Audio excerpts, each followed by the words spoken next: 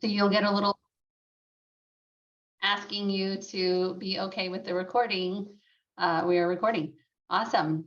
So yes, Ms. Flora Lucero mentioned the CCC election that's coming up. It is to elect a Metro Court Division 16 judicial a person for that position. So we've got one of our candidates here, Shonetta Estrada, is on. She made the, as Flora mentioned, she made the short list as recommended to the governor from the Judicial Nominating Commission. So we're honored to have her here tonight.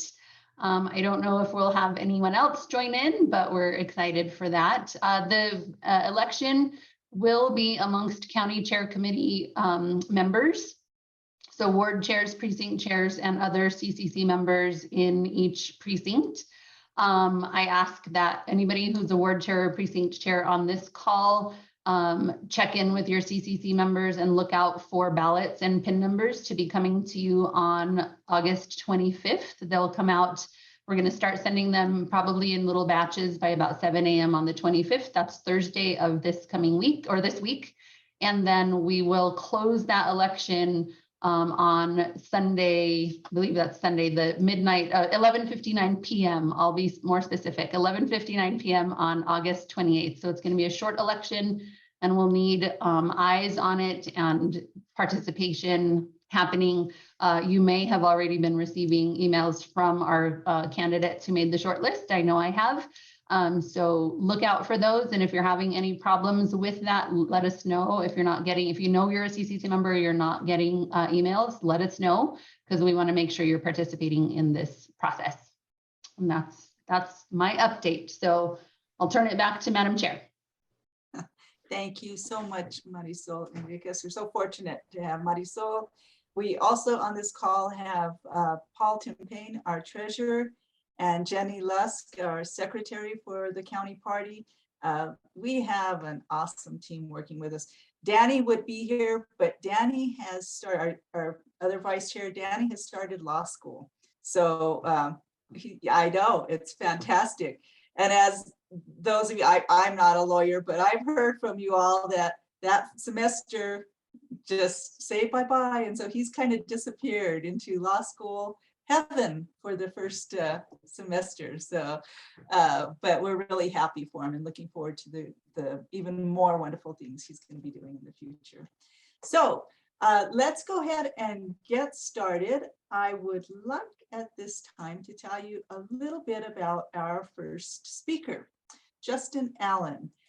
So Justin Allen is a native of Albuquerque, New Mexico. He is a human rights defender with a focus on transformative justice.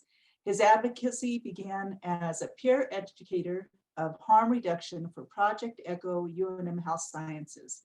Justin has taught decarcerate yoga in the Albuquerque community as a harm reduction technique, with the understanding that individual healing is community healing. He has 12 years experience as a mentor and educator for the residential alcohol and drug treatment program and therapeutic communities in several corrections facilities throughout the state of New Mexico. He is interested in reducing the harm of state violence and has been a community organizer in several grassroots organizations since 2017. Justin has a Bachelor's of Arts degree in American Studies from the University of New Mexico. His minor is in peace studies. He is currently working as a democracy organizer, community educator, and voting rights restoration expert in New Mexico. Please join me in welcoming a peace-filled, transformative justice warrior, Justin Allen. Thank you, everybody. Hello, Justin. So good to see you. So glad you're here. Thank you for being with us. Can you tell us a little bit about the activist work you do? Well, first I want to thank you all for inviting me here. I am a community organizer with Millions for Prisoners New Mexico, but before I talk about the work that Millions for Prisoners does, I want to ground us in person first language, because our tongue has the ability to bless one another or curse one another. It is necessary that all of us are very intentional with our words because how we talk about ourselves and others is critical to changing narratives. When we talk about crime and public safety, it is critical to refrain from using language that justifies state violence and dehumanization. We should refrain from using words like felon, addict, junkie, convict, and criminal to describe a community that already suffers, because this language is internalized and we act accordingly. This type of disparaging language has the same effect of calling an undocumented person illegal. So I ask that we use person first language so that we no longer continue to dehumanize and justify state violence. Instead, we use language that acknowledges the humanity of a person. For example, formerly incarcerated person, person who suffers from addiction, a person who committed a murder, or a person who has made a mistake. We all make mistakes and none of us should be called the worst thing we've ever done. As humans, we are not our crimes. Does anybody have any questions about using person first language? That's beautiful, Justin. Thank you. Thank you. Yes, it's a good question. So I'll tell you a little bit about myself. I spent 17 years, all of my 20s and 30s in New Mexico Department of Corrections under mandatory sentencing law. Mandatory minimums are part of the War on Drugs initiative that implements a lengthy prison term for drug charges. Mandatory minimums and criminal enhancements do nothing to deter crime. In fact, these efforts have the opposite effect of manufacturing so-called criminals through the process of assimilation, while promoting the expansion of the prison industrial complex that has a disproportionate impact on our BIPOC communities. Since you cannot declare war on any inanimate object, the war on drugs has been a war on people or anyone who suffers from addiction. The war on drugs is foundational to mass incarceration in the United States. We acknowledge that mass incarceration and felon disenfranchisement is slavery by another name. Since 2017, I have been organizing with Millions for Prisoners to expose state violence and support those who have been impacted by it. Millions for Prisoners' solution to prevent crime is investment in humanity rather than the systems that murder and imprison us. We stand against harmful legislation and policy that has a disproportionate impact on poor, Black, Indigenous, queer, and communities of color. We support legislation and policy that strengthens our communities so that we can keep ourselves safe. Investing in humanity is critical to public safety because New Mexico currently has an incarceration rate of 733 per 100,000 people, meaning that it locks up a higher percentage of its people than any democracy on earth. In solidarity with the Incarcerated Workers Committee and Jailhouse Lawyers Speak, we seek to fulfill the demands of the, in solidarity with the Incarcerated Workers and Organizer Committee and Jailhouse Lawyers Speak, we seek to fulfill the demands of the 2018 prison strike. And I'm dropping another link in the chat right here that describes the 10 demands. I don't want to go through all the 10 demands at this point, but these 10 demands are just basically asking for human dignity. Does anybody have any questions so far?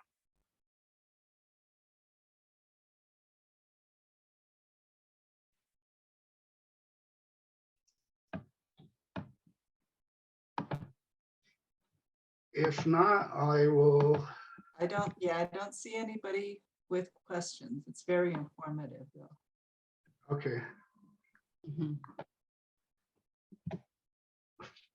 So the reason I'm so passionate about restoring voting rights restoration for people with felonies is because disenfranchisement is how taxation without representation exists in the United States.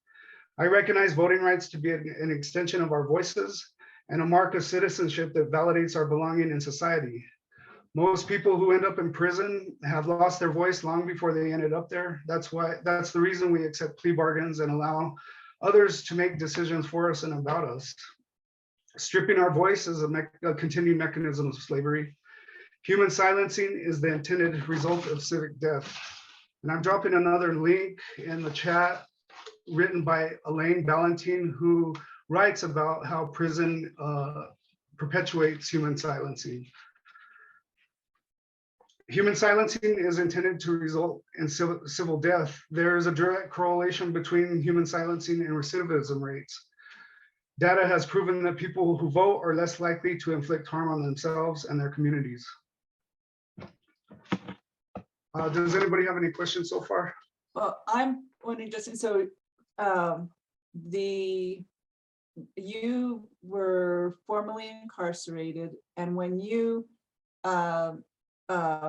when you came out, how long did it take you to restore your voting rights?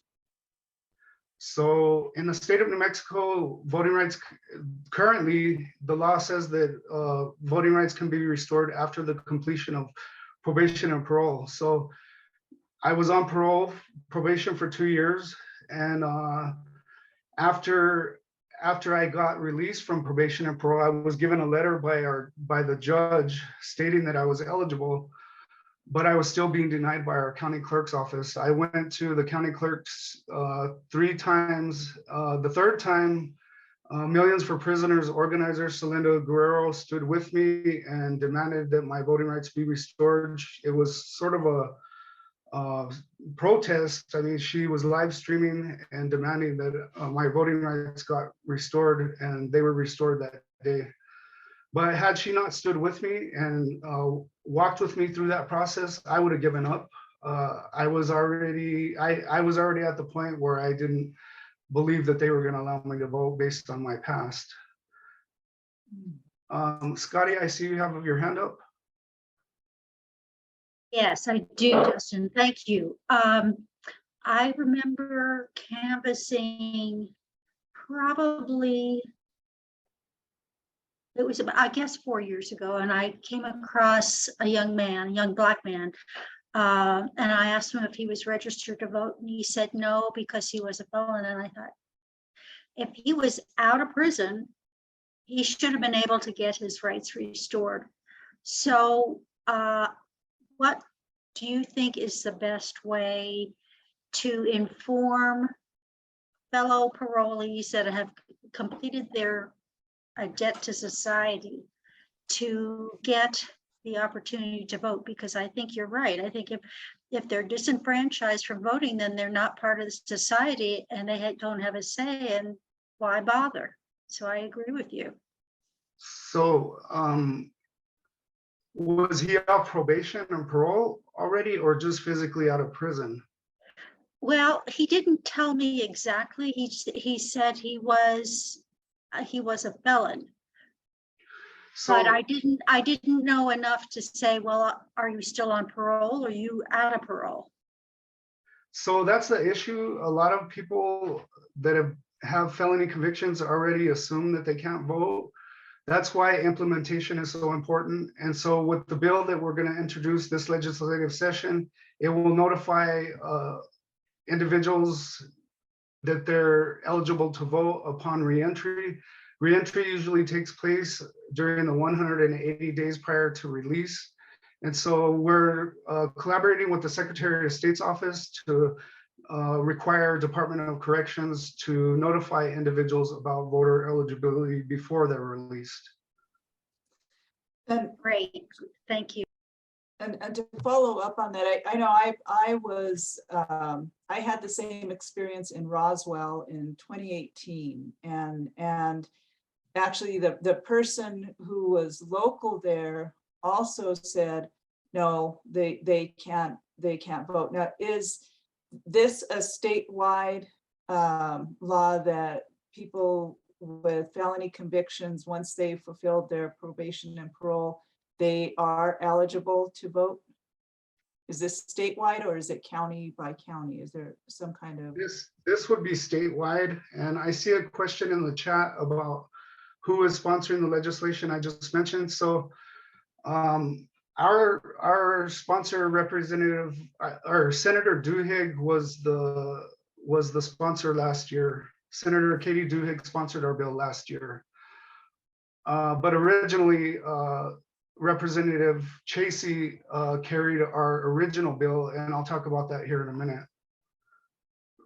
Gail Chasey was the original sponsor of the bill. And do you want to answer Rico's question too? Are there any restrictions for one,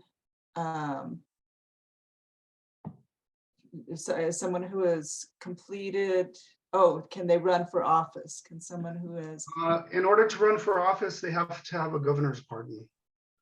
okay, that's good to know. And going back to your experience in going to the county clerk's office, what was their reasoning for denying you?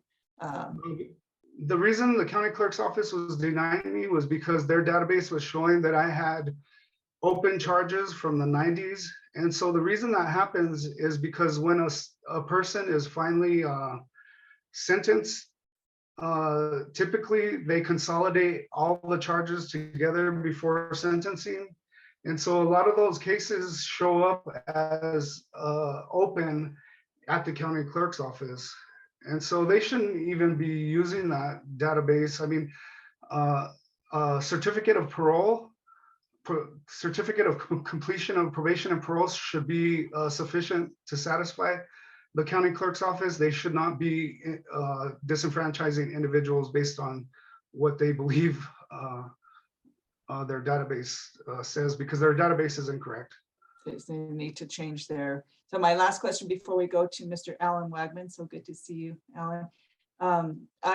Following up again on Scotty's question, if we are doing voter registration and someone says to us, no, I can't because I have a felony conviction, or I'm, and what would be the right thing for us to say to them? How should we, what would be our next step in engaging them in getting registered to vote? You would let them know that they're eligible to vote. Excuse me. They're eligible to vote right now as long as they've completed or they're no longer on probation and parole. As long as they're not on probation and parole, under the law right now, people are eligible to vote. And the bill that we're going to introduce will allow individuals to vote immediately upon release without, I mean, just their physical presence showing up to register will allow them to register. I love that. Thank you. Alan, what's your question? Okay, this is sort of a change of subject. I'm aware of, not New Mexico, but model legislation that I've been having trouble figuring out whether it is simply reformist or whether it actually might potentially lead to abolition. And I don't expect you necessarily to have an answer off the top of your head, but if you have someplace you could refer me to help think this through. And it's based on the fact that when there's an incarceration sentence of less than a year, people go to the county jail. When it's a year or more, people go to prison. Also, if there's probation requiring local services, when they go to the county jail, it comes out of the county budget. When they go to local services, it may come out of the county budget. When they're sentenced to prison, it comes out of the state budget and counties get a free ride. So economically, counties are better off when judges sentence people to prison rather than to services or a shorter sentence of jail. And this proposal that I've seen says instead of automatically funding everybody that's sent to prison, and the county gets a free ride, is that counties get a set amount of money to spend on what happens to people who are convicted, and anything over and above that, the county has to pay. And then that gives judges and puts public pressure on judges to keep the cost low and reduce sentences rather than the cost-saving thing being sending people to prison. So do you know where I can go to talk about that and the ramifications of that and whether that's a good idea that could lead toward abolition? So, because if people start realizing that there are better solutions than incarceration. And this might force them to explore those options for monetary reasons. And then they discover that it's actually a better idea overall, that it might lead to abolition. You know where I can go to explore that idea? I would talk with the Sentencing Project. The Sentencing Project they're collecting research and data about, the cost of incarceration, and also about jail-based voting, because right now in the state of New Mexico, individuals in jail are eligible to vote because they haven't been convicted. So pretrial detainees are eligible to vote. The only problem is there's no infrastructure to make that happen. And I'll talk about that a little bit later also. But I would suggest the Sentencing Project and Brennan Center for Justice. Great, thank you. We have Diane has a question. Good to see you. Yeah, good to see you guys too. Hey, what I wanted to share related to something Justin was just talking about is some years ago, under our current laws about restoring voting rights to people who had been convicted of felonies, my son had finished everything out, registered to vote, got a denial letter citing some case from way before that has been, hadn't been a case for quite some time. And I think, I don't know how that happened, but that's been one of the issues with the current law, and why I think that it's gotten the laws that are being proposed now, why it's gotten so much support from the Secretary of State and others, is because although we say we allow people to vote once they finish everything, it's been a nightmare, and it really has been a stumbling block to people. It just hasn't worked. Thank you, Diane. And it sounds like that has been your experience, Justin. Is there, if we know somebody who has, say in Scotty's case, or we're out canvassing and they say, well, I don't even know the first place to go. Is there someplace, can we refer them to Millions for Prisoners and someone will help walk them through the process there? What is that? You can refer them to Millions for Prisoners, or me personally, I'll drop my phone number in the chat. I mean, part of the work that Millions for Prisoners does is we support the people who have been impacted by incarceration. And so what that means is most of us have gone through a lot of the obstacles and barriers that have been difficult, and we've learned how to navigate those systems. So we're willing to assist individuals with I sent it directly to Diane, sorry. We're willing to assist individuals with reintegration back into society. A lot of times it depends on the messenger, and being that we've experienced incarceration, it's easier for us to relate to individuals who have been impacted by that system. Well, thank you for doing that, for giving yourself in that way, Justin. It really says a lot about your character. I was wondering about the,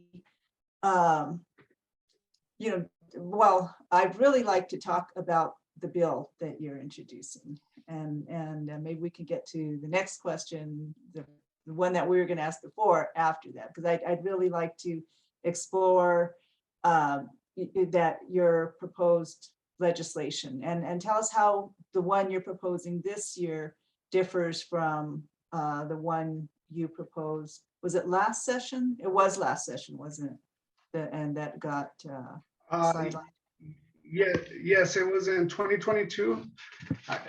We introduced the bill to restore voting rights to people immediately upon release. Hang on just a second. And so let me back up. In 2019, Millions for Prisoners introduced a universal suffrage bill. Our bill would have restored voting rights to people behind the walls like Maine and Vermont.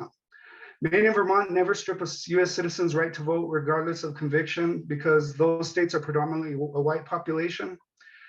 Disenfranchisement is punitive and serves no purpose as a crime deterrent or public safety measure. The only purpose for stripping a human's voice is dehumanization, second-class citizenship, prison gerrymandering, and taxation without representation. Our champion, House Representative Gail Chasey, supports universal suffrage and sponsored the original version of our bill to restore voting rights to all New Mexico citizens. But the bill was redrafted by the House Judiciary Committee and because some of the House members did not support universal suffrage.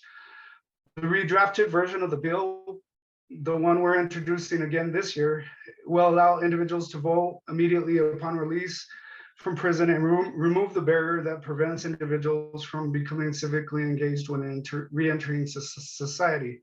As I mentioned earlier, most people with felony convictions assume that they can't vote, so they don't even try.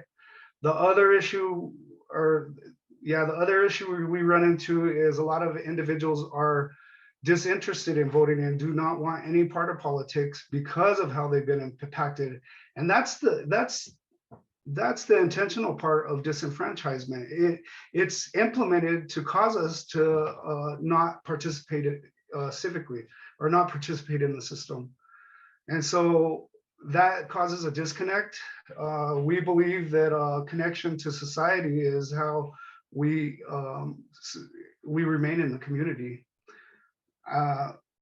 Currently in the state of New Mexico, the law allows individuals to vote after they have completed probation or parole. We recognize that this barrier discourages individuals from becoming civically engaged and is an implicit form of poll taxing by requiring individuals to pay all fines and fees before completion of probation and parole.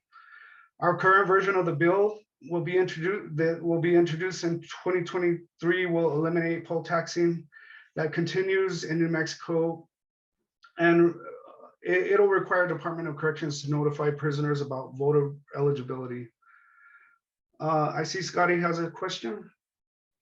Yes, Justin, is it, so Senator Duhigg is going to present it to the Senate first, or is it going to have a dual track with Representative Chasey and then Senator Duhigg, both trying to present it in their respective chambers? Do you know that?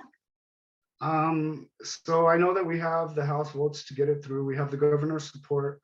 The problem we're having is with the Senate filibuster. Last year, our bill was obstructed by. Oh, yes, Cervantes. And so. Judiciary Committee, was it the Judiciary Committee with it was obstructed by the Senate filibuster. It made it all the way to the Senate. Oh. I just dropped a link in the chat about what happened. Okay. Yeah, it was when Cher did that long speech at the end of the session, and the voting rights bill did not get passed because. Yeah, he spoke for about 3 hours about comparing our work to a baseball game and basically saying that he was the umpire who decided to change the rules at the last minute. And it was a really disrespectful to all the work that we had done. I mean, it was all a joke to them. I mean, so that's the issue we're having right now, is getting it through the Senate. I mean, if we can get rid of the filibuster. How can we help with that effort of getting it through? I think this session, well, I don't know how we get around the Senate filibuster, to be honest. But I think that at this point, public comment doesn't do us any good. We sat through 7 hours of public comment, and Aaron Clements and David Clements showed up for the public comment, and we're spewing a lot of conspiracy theories, things like, what if somebody breaks out of prison and goes and registers to vote? Like, that would be a first priority. I mean, just craziness. I mean, so I don't think public comment would be beneficial to us. I think just supporting the sponsor is the best thing that we can do, is, you know, because I feel like Senator Duhigg didn't have the support she needed to or maybe it was Peter Worth. I'm not sure. Who I believe Peter Worth is who handed the mic over to Senator Scherer. So we got to be strategic, or they got to be strategic about how they introduce it next year. Yes, Or and it never hurts for us to lobby our senators. So, and to really let them know our position on things. Mr. Wagman. I hate to say it, but I've worked in the legislature for the last 4 years, and one of the big roadblocks to enlightened legislation on criminal justice is the governor, and legislators tend to take a lead from the governor. So maybe one way to push this is to go to the governor and try to persuade the governor and get the governor to push it. Well, last year we did have the governor's support. Initially, that was one of her priorities. Maybe it will require another conversation with her this year.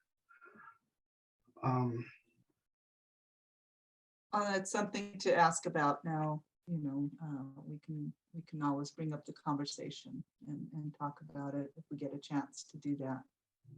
I'm pretty confident that we can get it passed this year. I mean, we have the support we need. If we can get it through the Senate, we'll be able to get it passed. But for us in the community, it's important to think about implementation. You know, passing voting rights restoration is useless without implementation. Individuals who have been disenfranchised need to be notified and even educated about why their vote is important.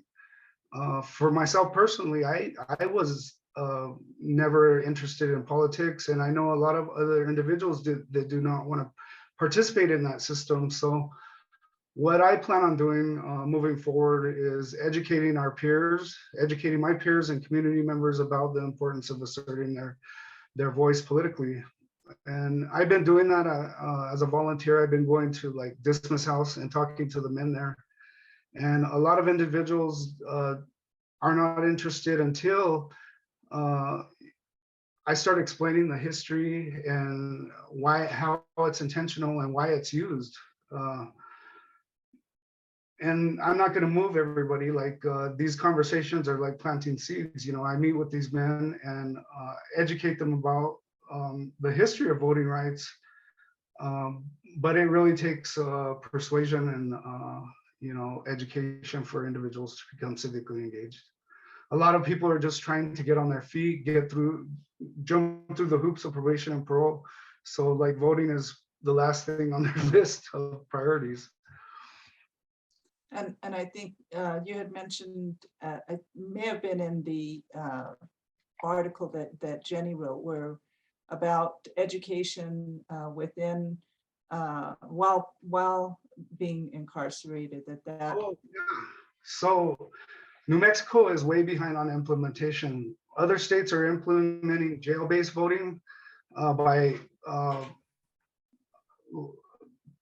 implementing poll sites at the jails, civics courses upon reentry, and peer education training.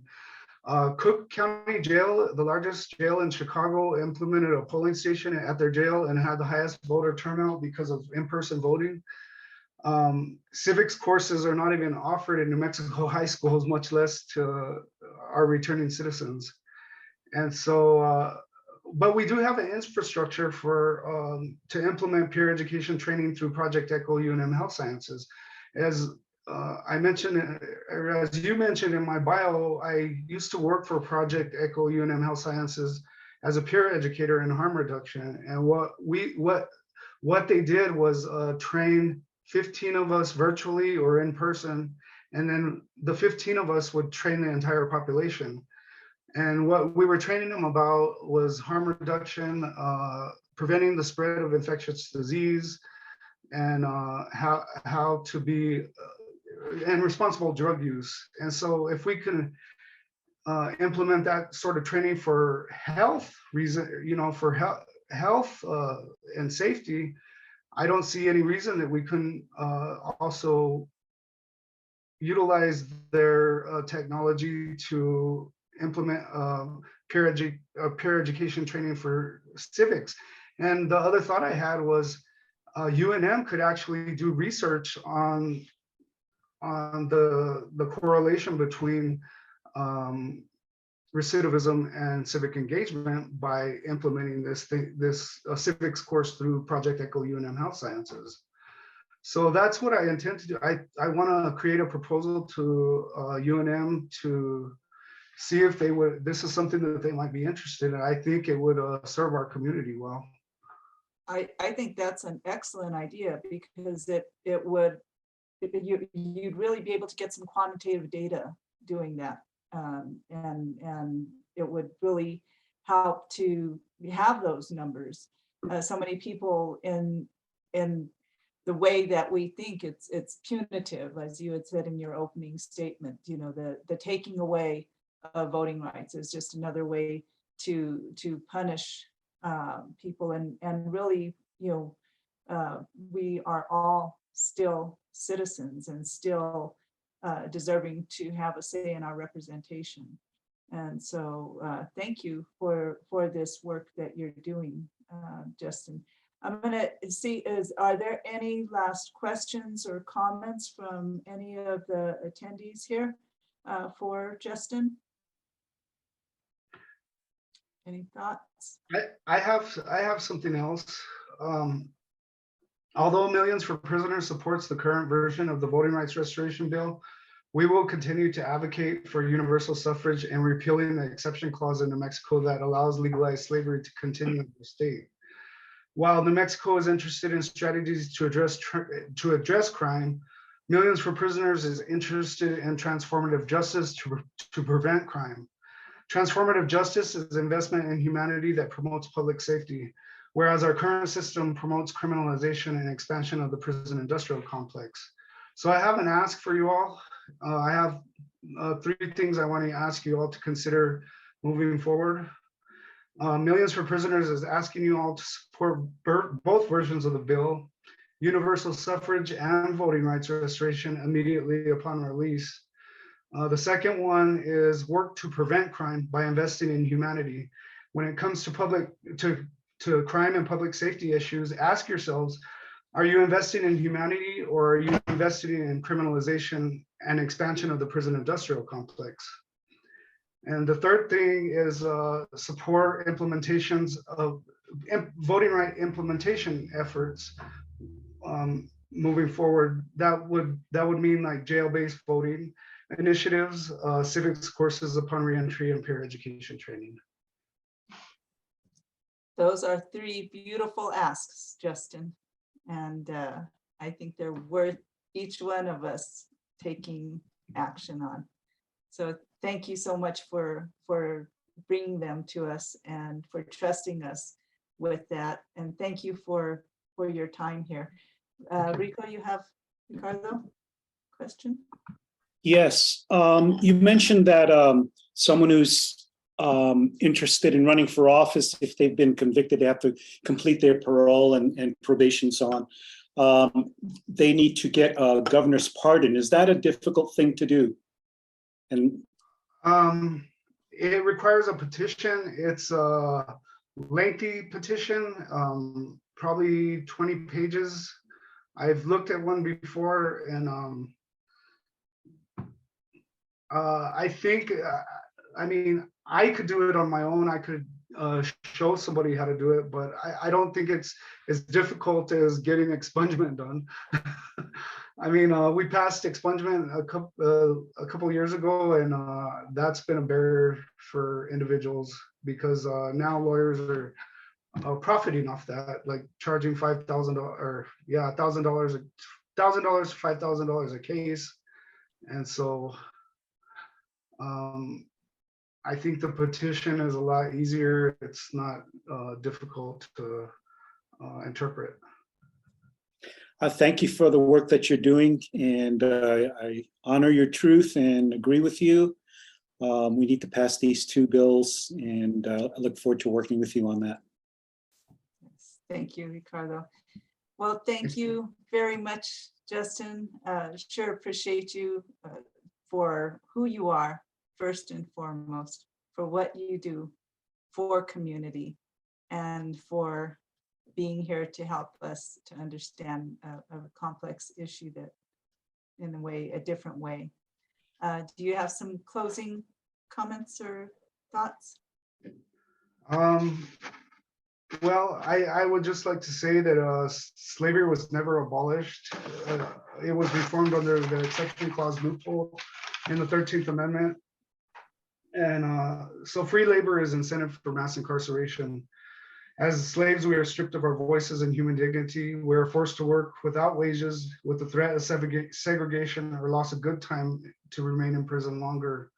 And so Department of Correction relies on our silence when they carry out abuses against us. Millions for Prisoners is interest. We're working on a bill to repeal the exception clause in New Mexico. Colorado was the first state to repeal the exception clause from their state constitution.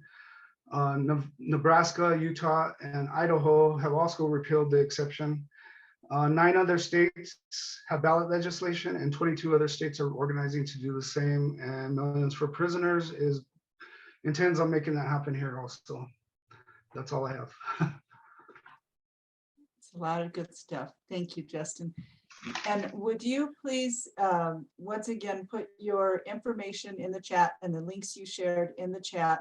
New people who come in don't see the previous posts. So if you could please repost the things that you posted previously, that way people who just joined can have it too. Thank you so much, Justin. You're welcome. Thank you. We honor you here. So we are now coming into the second half of our program, which is going to be a discussion with Justice Brianna Zamora. Justice Brianna Zamora was born and raised in New Mexico and is now raising her 2 children in Albuquerque. She is a graduate of New Mexico State University and UNM School of Law. As an attorney, Justice Zamora litigated both criminal and civil cases. She worked as an assistant attorney general and represented abused and neglected children as their guardian ad litem.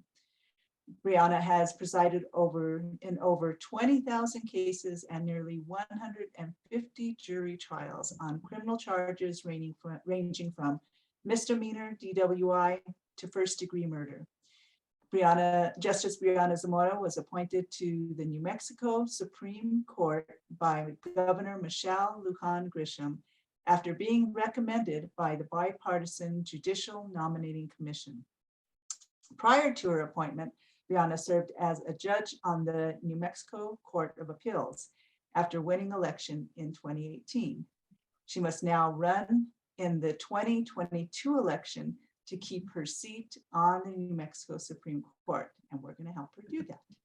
Justice Zamora is recognized for her judicial demeanor, hard work ethic, and integrity. She has the unique distinction of serving at every level of the judicial system. And as a district court judge, Brianna was only one of 2 district court judges in the entire state that did not have a single excusal in their last evaluation period as a district court judge. Please join me in welcoming this rock star of the judiciary, New Mexico Supreme Court Justice Brianna Zamora. Welcome. Thank you. It's great to be here. Yeah, we're so glad to have you here. So tell us about the your commission that you're working on. Okay. Just to briefly explain one thing, the Supreme Court actually doesn't just decide cases and make decisions on cases. We actually oversee every judicial committee in the state of New Mexico in every single court. So my 10 years as a trial judge really convinced me that we need to do more with our mental health system in New Mexico. So the first thing I did when I got to the court was asked my wonderful colleagues if I could look into starting a commission. And they said, okay, slow down. So for 6 months, they did let me have a steering committee, and the steering committee came up with kind of needs and wants. And we universally agreed on some broad themes and incorporated them into the objectives of the permanent committee.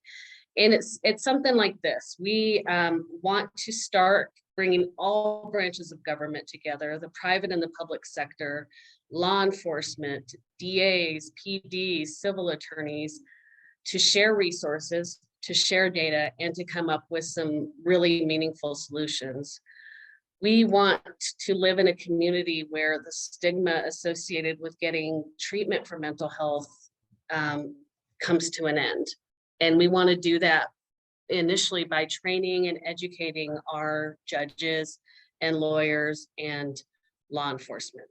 So if you get treatment for diabetes, people don't judge you. If you get treatment for mental health issues, some of them do. And we really want to work on ending that stigma and really educating individuals. We want to improve public safety, and we also want to make sure that individuals with mental health issues and intellectual disabilities are treated fairly in our court systems. And that sometimes requires equitable treatment, because sometimes they may need more time than someone who's educated or in a different circumstance. So we really got to give equitable treatment to individuals. And finally, and importantly, we have a lot of goals, is we really want to have a solution to address youth mental health. We are lacking significantly in resources here in New Mexico. And I will tell you that we have a separate subcommittee of this commission that's specifically looking at youth mental health and what we can do, not only within our judicial system, but hopefully statewide. So broadly speaking, those are our goals and what we're trying to accomplish. The actual permanent standing committee met for the first time last week. So it's just getting off its feet, getting on its feet. I mean, Yes. Getting going. Yeah, very cool. Oftentimes there's a trigger event for transformational change. So was there something that really, created that aha moment for you in needing this? Was there a case that you worked on or something that actually, was that trigger moment for you? For me, it was the competency cases. And in New Mexico and in all states, a defendant has to be competent to stand trial. So in order to do that, the district court judge orders an evaluation from a forensic evaluator. And competency is a fairly low, it's basically, do you understand the proceedings? Do you understand the charges? And are you able to assist your attorney in your defense? But the process of waiting and getting the forensic evaluation is very frustrating, because unlike other defendants, those who are severely mentally ill or intellectually disabled we don't have suitable pretrial release programs for them in all circumstances. I don't think a standard pretrial services is suitable, and I don't think a jail is suitable. So in those cases, I felt really frustrated because the case was just pending and I literally had no options. And I remember if I tried releasing, I remember one defendant in front of me for a couple of hours, and we were just, me and the prosecutor and the public defender were really talking to him and trying to make him understand, just simply like, okay, let's make this really simple. We want you to stay out of trouble. We want you to go to UNMH or wherever we had sent him. So there was just not the interventions needed. And likewise, it's frustrated for victims who I also feel empathy for a lot, because the case usually ends up dismissed unless the person's treated to competency or the charge is severe enough that it's not dismissed. But generally the case is going to get dismissed.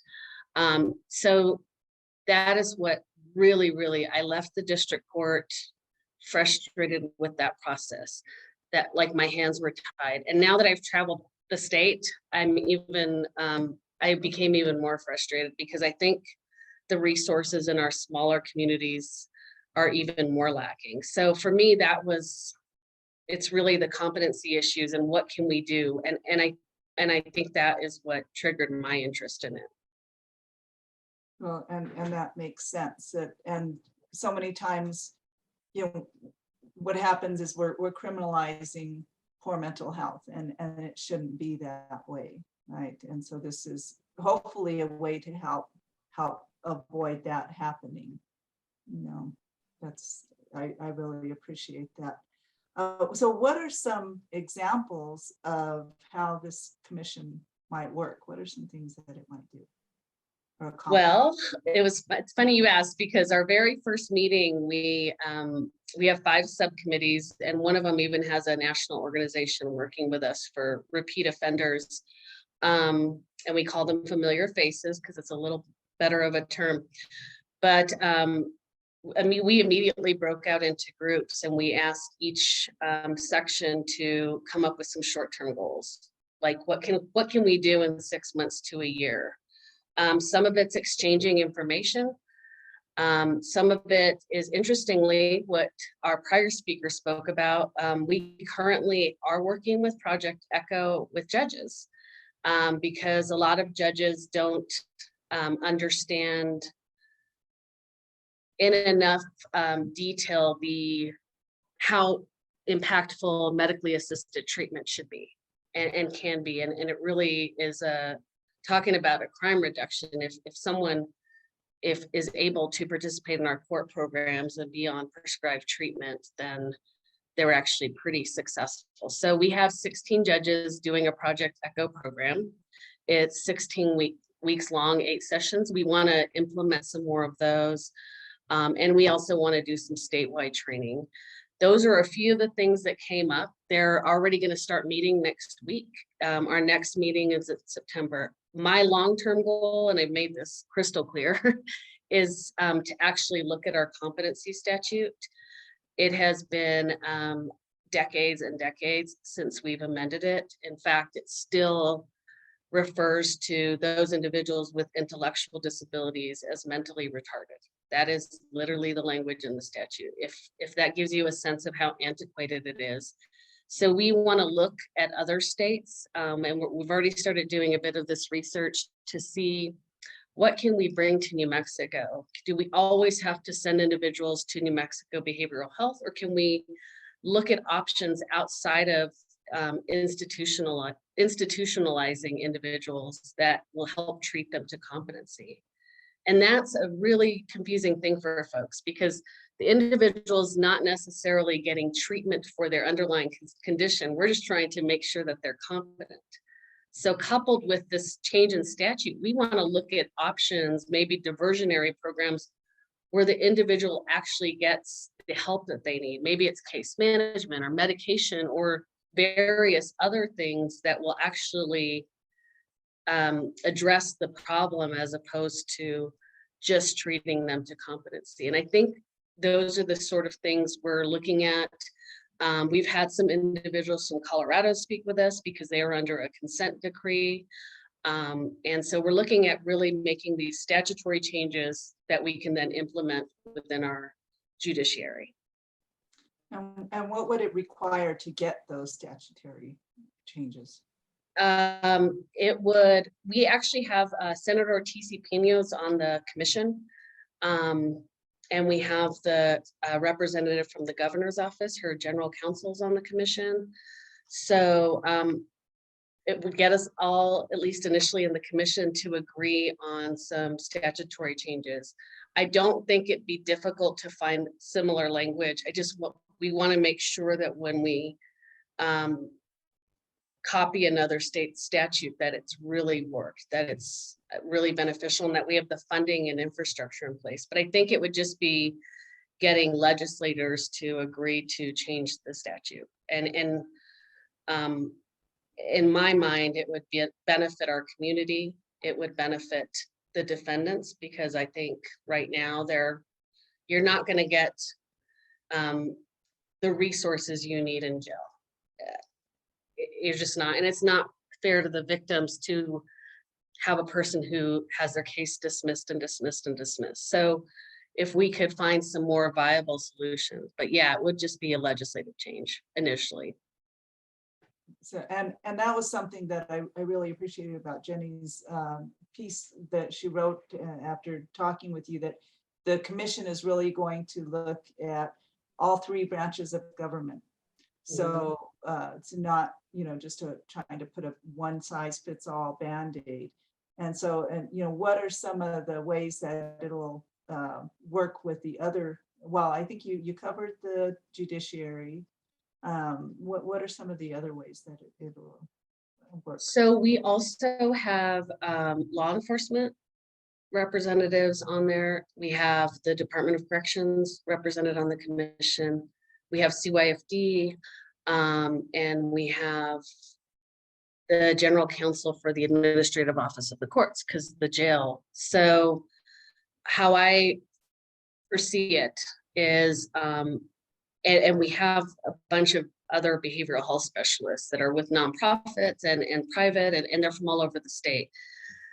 So I think it could be twofold. What happens prior to someone getting into the system would be a focus, a huge one, I hope, especially with our youth, that we can get them treatment, and ideally in certain situations, especially in our misdemeanor courts, not having the case processed at all.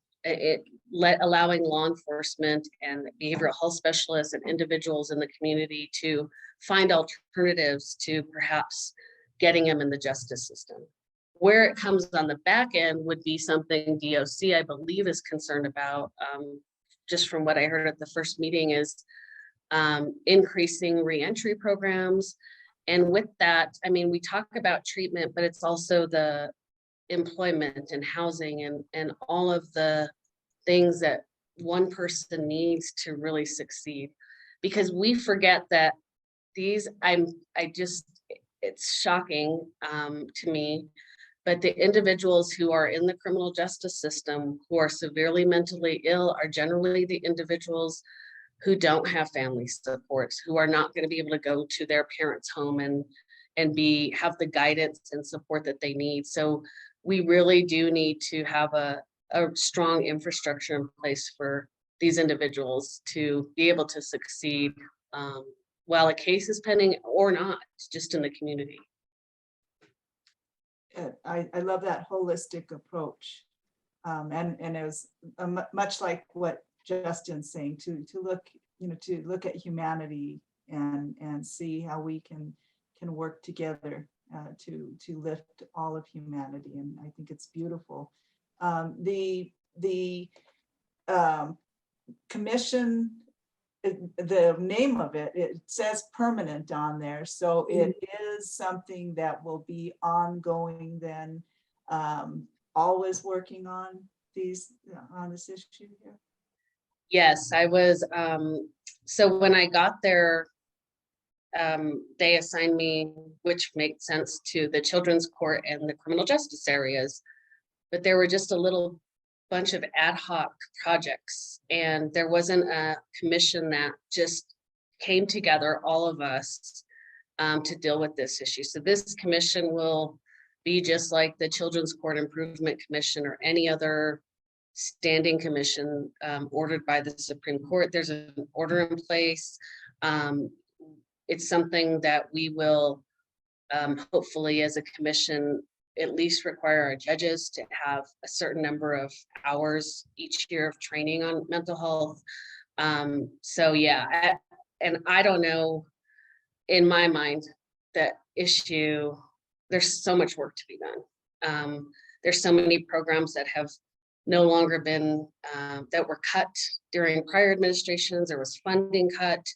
And even then, even before that, we didn't have enough. So I feel like we really need to, I feel like we have years of work and more that we can do to hopefully help the individuals. And really I keep saying this because with the Project Echo, it was one of the things that was reinforced that I didn't realize a lot of people don't treat some of these issues like a medical issue, whereas we would in others. So really hope our community will, if you agree with me that we have a stigma associated with, that we start really talking about these issues in a more medical way and how we can treat them, and that we encourage treatment. I mean, our youth shouldn't feel ashamed of going to see a counselor or seeking out help. And so I'm trying to, at least with my branch of government, trying to change the mentality of judges. But if we can spread that throughout the community, I think we're going to be a whole lot better. I absolutely agree with you. 100%. Yes. It starts with the changing our thoughts, and then we can change our behaviors, our attitudes. So yes. And so you mentioned a little bit about some of the members of the commission. Tell us a little bit more about who all is on the commission. So 54 people applied for a purely voluntary commission. I was surprised. And then we were getting more interest in applicants after the application process had closed. We have 17 voting members, and it was really, really hard. My first draft of the commission members was huge, and my colleagues were rightfully told me to limit the amount of people. So the voting members include a behavioral health specialist, a housing advocate, a representative from the governor's office, a legislator, which is Senator Ortiz-Pino, and judges, attorneys for both civil, criminal, both sides. We have a law enforcement voting member. So those are a few of the voting members. And then we made sure we had a judge who specializes in children's court issues.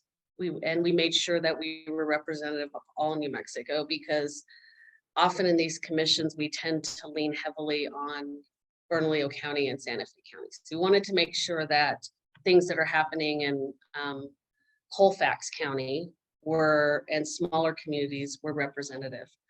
So then I was like, well, I'm so happy that all these people applied. So we have ex officio members who don't vote. And that's more behavioral health specialists. Like I said, CYFD's represented, Department of Corrections, the counties, the Association of Counties, everyone we could think of that might have an impact on helping these communities. A professor at the university who specializes this, forensic evaluators. And then we have 5 subcommittees, and we used the remaining individuals who are interested and made them subcommittee chairs. And our subcommittees are, one is, like I said, focused on youth, really wanting to, I will tell you, in New Mexico, I think that is probably one of the areas where we are lacking significantly. We don't have something similar to behavioral health hospital that we do for juveniles. We don't have the resources that they may or may not need available. So I think that we decided that specifically has to be addressed. We have a legislative and rules committee, and that is to address Supreme Court rules, because we promulgate rules addressing competency, but also to propose statutory changes, as I talked about before. We have a treatment and diversionary subcommittee, so that the individuals can talk about what happens when you get out of prison, what can we do, what programs are available, what happens before you have a case, can we divert you from the case ever starting and doing something. And then, of course, what do we have as treatment for this community overall? And we're kind of coming together and seeing what's available initially. And I'll tell you, an emergency right now is whether the individuals at New Mexico Behavioral Health are going to have to move out of there because of the water situation. So that's something we're trying to, if that's going to happen, we want to disseminate that information in this large group. And then we have an education and training, and it's not just for the judges, although I will tell you, we got a lot of work to do. And that's where we're going to start initially. But it's also for law enforcement and all of our criminal justice partners, including corrections. Department of Corrections also supervises individuals who are sentenced to felony probation. And so making sure that we're kind of aligned in our sentiment about how we address individuals with mental health is important. So those are some of the subcommittees. And I think I got almost everyone, all the 54 people who at least were willing to participate involved, because they did not want to risk losing anyone's interest or input from this very important issue. So that's how we kind of made it work. Well, that's great to engage them. And then, like you said, if they're wanting to do this voluntarily, then yes, capture them and let's work on this together. That's beautiful. And you, Marisol has a question before she has hers. I'm wondering who is chairing the commission, because I think you are the member from representing the Supreme Court, but you have somebody else chairing it, right? That's correct. Yeah, I'm the liaison for the Supreme Court.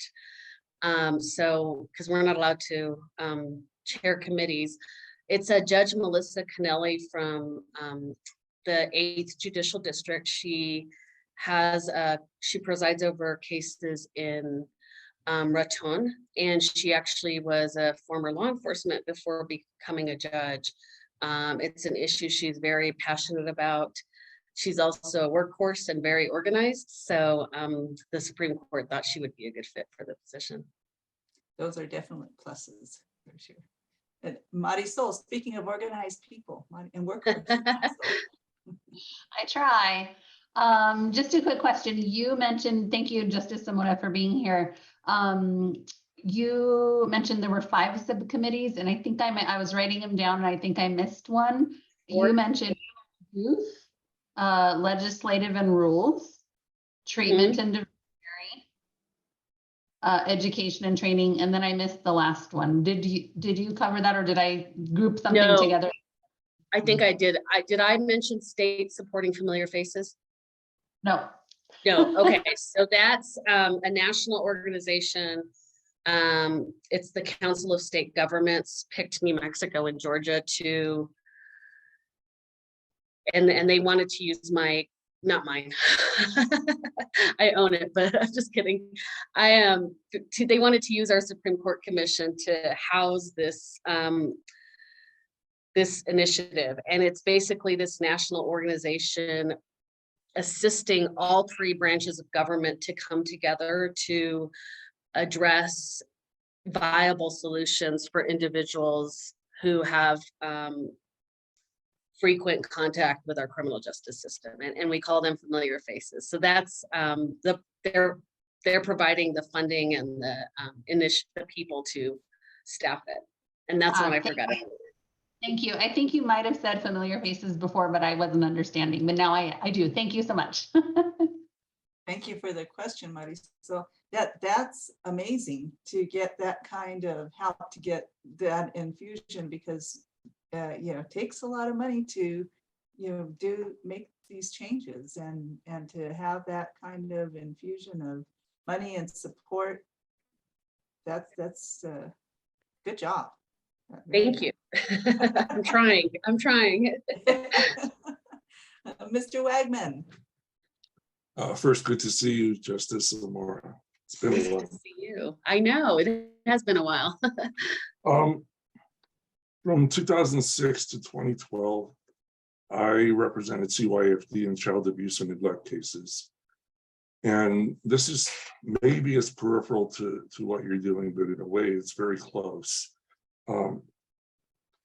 In that 6 years, I don't recall a single instance of hearing parents' attorneys, guardians ad litem, CASAs, or any from CYFD about over-medication of children in foster care. And recently, I've been talking to people and hearing about it as a serious problem. And I'm concerned about the fact that I could work for CYFD for 6 years and nobody within CYFD and nobody adverse to CYFD's position was talking about it and not bringing it to the attention of judges. And that I could go for 6 years and as I'm sure you might imagine, I was kind of a troublemaker at CYFD. I didn't get along with the bureaucracy and they didn't get along with me. But that was something that was never brought to my attention. And even with Secretary Vigil, if it didn't get to my attention, I suspect it might be flying even under Secretary Vigil's radar. And it's very close to the issue of mental health treatment of children, which you mentioned, although it's not a criminal issue. So I just wanted to raise that. No, and I'm glad that you did, because I keep talking about criminal justice because that's my area of expertise, but this commission is not limited. And in fact, we need our civil judges and our children's court judges to be a part of this. And it's funny that you mentioned that, because when I was at GAL, I didn't even realize it. I had no idea. And it wasn't until I attended a children's court judges meeting that we had some former foster children who talked about their experience with being over medicated. I don't want to forget about this, Mr. Wagman. I actually would ask if you can remind me. I can set up a meeting with Secretary Vigil, because I was shocked. I had no idea. I just did not have any idea. And I think that's a huge problem. And we had 6 former foster, well, now they're adults, but they talked about their experience, and luckily they were able to have a voice at some point to get off the over medication. But that is a huge problem, and it is right up our alley, and it's something we should be addressing very, very quickly. When would you like the reminder? I'll put it on my calendar. I mean, next week, send me an email and I will have my assistant, because if you don't send me an email, I'll forget about it, because I'm too busy right now, but I don't want to forget about it. So then I'll remind me to ask my assistant to set up a meeting with Secretary Vigil, because that's a huge concern. Thank you both for that. Yeah, foster care system, it breaks my heart, the stories that I hear from foster children. So yeah, thank you both for your comments and questions on that.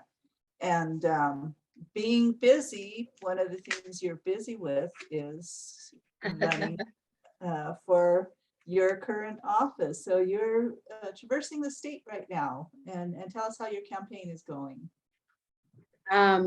It feels insanely busy, but maybe that's just me. It's funny in judicial campaigns because you don't have a driver or really a whole big volunteer base. It's usually just me and the other candidates driving across the state, begging people to listen to us. Although I will tell you that because of the abortion issue, they've actually been a little more interested. But one thing I love about campaigning is talking to individuals about all of the amazing work every single courthouse in the state is doing, because people look at what they see on the news, and I will tell you that is a second of a day. It's not, the hearings themselves are not what really happens in the courtroom, but you guys don't get to see the stories of all of the accomplishments, not only of what our courts are doing, but the individuals who come in front of us, including foster children and juveniles, and even defendants and victims, and all of that kind of strength and change you see in your courtroom as a trial judge day in and day out that you all don't see on the news. So I don't mind campaigning for that reason. I wish I could fly everywhere, kind of speed everywhere, but it's going really well, and I'm happy to be able to share with people. And I love to listen to stories, because I was a judge in the largest jurisdiction in the state. And so I'm getting all of these great ideas from the smaller jurisdictions, but also their challenges and their feedbacks. And because of that, it's going to make it's going to make me a better judge. And how can we help you? What, and other, of course, you're going to have our votes, but you know, what else can we do to help you in this election? I would ask you to emphasize to people how important it is to vote for the judiciary. It's me or my opponent, and in my mind, I'm biased probably, but in my mind, there's no, aside from party affiliation, everything else, there's no comparison. He's never been a judge. I have, and I've lived here my whole life. I am passionate about this community, and I've been working with it for so long as a public servant. So we just ask that you tell people the importance of judicial races. We're not just deciding cases, we're setting policy, and you really need somebody with that understanding. And it's going to be me or him for at least the next 10 years. It's not like we have term limits like other offices do. So that's what I would ask, is just spreading the word through social media and email. And if you happen to be walking for another candidate for a higher office, if you would take our literature, that would be wonderful as well. And I'm probably forgetting something, but if you can think of anything else, we need all the help we can get, really, because it's super important. And I want to add one more thing that's unrelated to the more policy stuff that we're doing, is that I really believe, because SCOTUS has decided to give the states more rights, they're basically saying, it's up to the states, it's up to the states, case after case after case. Even though some of these rights have been in place for decades and decades, I think now that our state Supreme Courts will be making a lot of these decisions in a lot of these states, and we've already seen it happen in other states. And because we interpret the New Mexico Constitution and states, and we can interpret the New Mexico Constitution more broadly than our federal Constitution, and we have in New Mexico, and Mr. Wagman can attest to that. We've done it in search and seizure cases and numerous other instances, that it is going to be crucial. If you have any upset feelings, any anger about what is happening at the national level with our courts, I will tell you that I think the vast majority of the issues will be resolved by our state Supreme Courts. Sorry, I hope I didn't go too long. No, that's very important. So thank you, thank you for bringing that up. And I'm really surprised that someone running for Supreme Court does not have to have the qualification of having been a judge. I mean, how can we have someone sitting on that court without, having been a judge before? So our Constitution does not require that there be that experience. No, not currently. We're the judiciary is going to be proposing a few changes, because they also doesn't require someone to be shortlisted by the bipartisan commission to run. And my opponent hasn't. I've done it 4 times. My name's been sent up to 3 different governors. He has not done that at all. So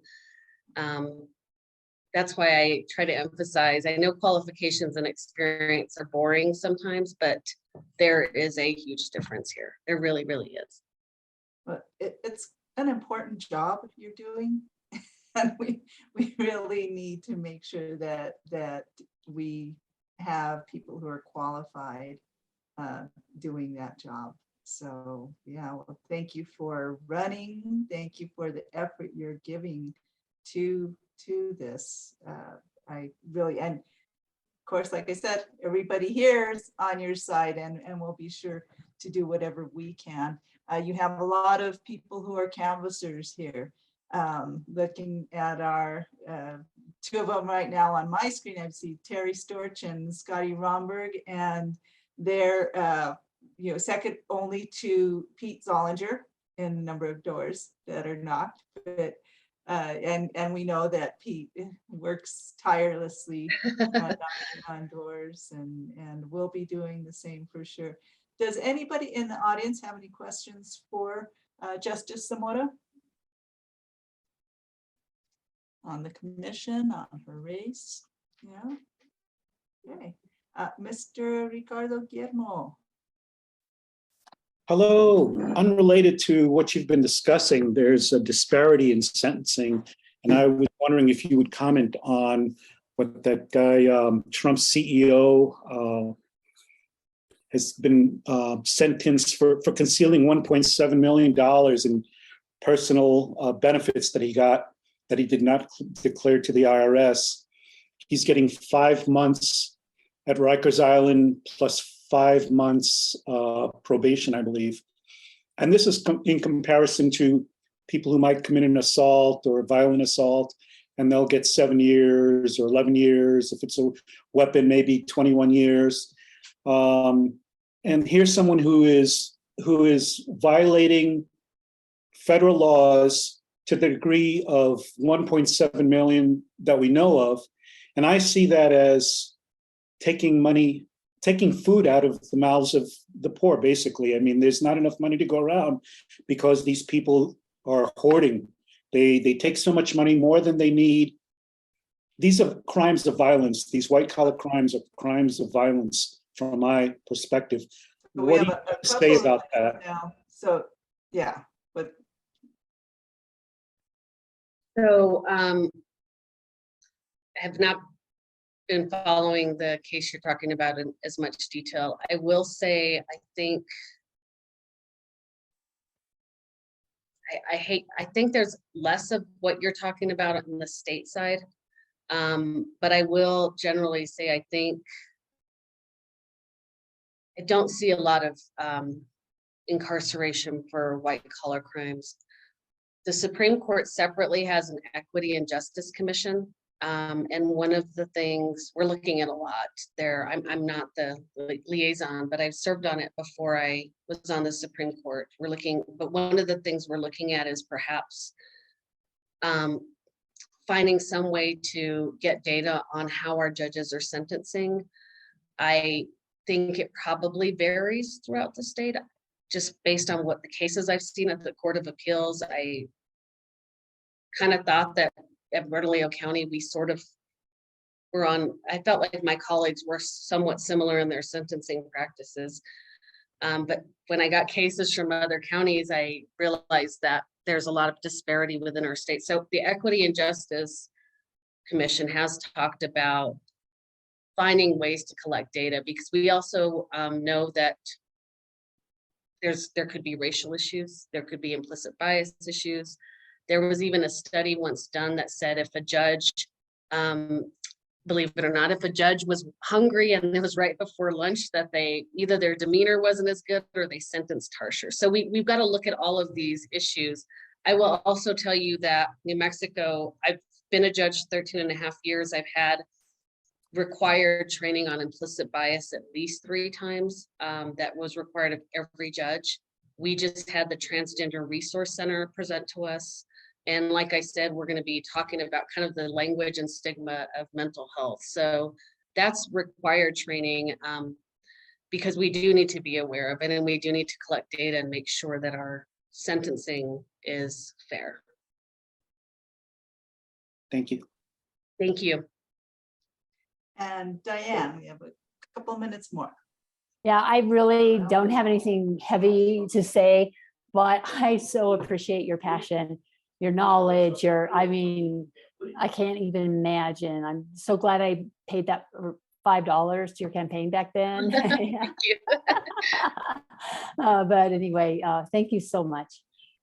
Thank you. That's so nice to hear. Thank you. You made my day. And that from Diane, that's not anything lightly. Diane only says things from the heart that are, she's authentic. She is probably one of the most authentic people I know. So it is definitely a true statement there. Well, any last words for us, Justice Zamora? No, thank you so much for being here. Thank you so much for listening to me about an issue that I'm very, very passionate about. I'm overall just very passionate about improving our mental health in the state and kind of just criminal justice as this reform overall. So I just, thanks for taking the time. And if there's anything you're interested in or want to learn more about or tell other people about, by all means, let me know. And Mr. Wagman's a resource as well. He's been in this field forever. So just, I really want to spread the word and change our culture in this state to a more, I guess, mental health friendly state, mental well-being friendly state. So thank you so much, Flora. I appreciate you having me on. Well, we sure appreciate you taking the time to be with us, and we really appreciate you being on the bench, and we look forward to supporting you. We have Justice Vargas as well. We have our appeals court judges, Weeks, and Ray and Baca, yeah. I know. I'm thinking, I'm imagining his question of he's got all his work. He's a pickleball player, and Yes. and we have wonderful judges up and down the ballot that we need to make sure we get elected come November. It's important that we have people who hold our values sitting on the bench. So thank you once again. Thank you, everybody who's here. Appreciate you being with us tonight. You guys you light my world. You really do. I appreciate each and every one of you. Have a wonderful night, and we'll see you next time around.